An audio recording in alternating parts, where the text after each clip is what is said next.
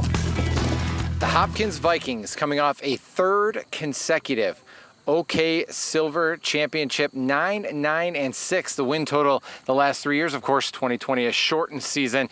And as we continue along the second week of practice, we're joined by head coach Cody Francis. And Coach, I know a few years ago you focused on trying to get this program back to where it had been before. The last 3 years, you've done just that. What has it been that's been able to get you guys on the top again? It's been the tremendous commitment from the young men in our football program. They understand the rich tradition that Hopkins has, and they want to get it back to where it was. And I asked them to step up to the challenge every year, and this year is no different. We're opening up with some great programs in UD Christian and Allendale and some really tough components in the OK Silver.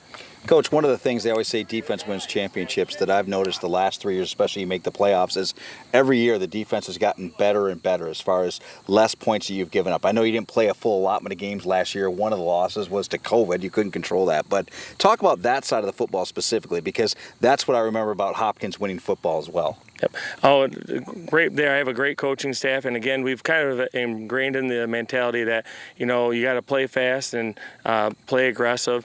We give the kids a few key reads and send them going because we don't want to make it too complicated, and we want to make it fun.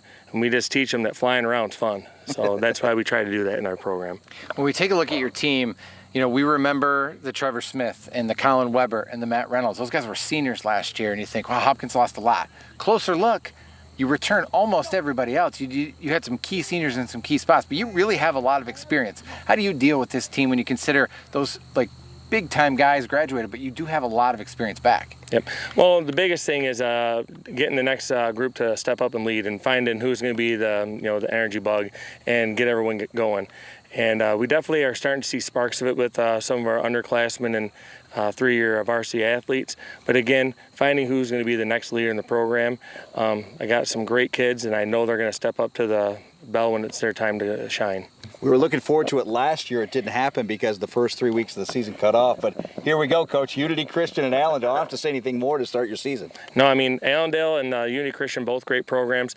Coach Tibby's been doing great things there since he started the program. And then, Ben Burke over in Allendale is doing great things. Allendale and Hopkins used to be the biggest rivalry when I was a student athlete at Hopkins. And they've gone on and grown as a community. And they're still doing great things, but trying to get that, rivalry going again. Be hard to find a better week one matchup than two defending conference champions. Hopkins hosting Unity Christian to start it off on Friday, August 27th, right here in Viking country. Coming up tonight on Fox 17 News at 10, Zach Herrick visiting with the Calvin Christian Squires as they come back to football. For now, we'll send it back to the studio.